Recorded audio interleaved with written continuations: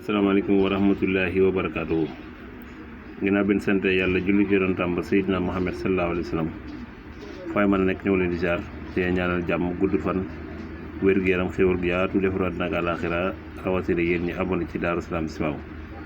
Daaru Salaam Chifaou dana seet bu la seetalee wax la sarax wala wax la sa càngaay foo maa dem defi ko nga dem defi ko. lii nag mooy lu gaaw la ci toj liggéey te yàq liggéey bu baax a baax kii lu ci gaaw a gaaw la. da nga koy bind nii bismillaahi rahmaani rahiim lii rek ngay bind boo bind bismillaahi rahmaani rahiim baat bi rek ngay bind nag baat bi la yastaxlifannahum boo ko bindee téeméer ak fukk ak benn 111 gis ngeen ko moom ngeen koy bind. boo ko bindee 111 nga boole ko sungufu xay nga sangoo ko juróom-ñaari fan ci kàttanu suñu borom liggéey bu mu fekk ci yaram da koy toj.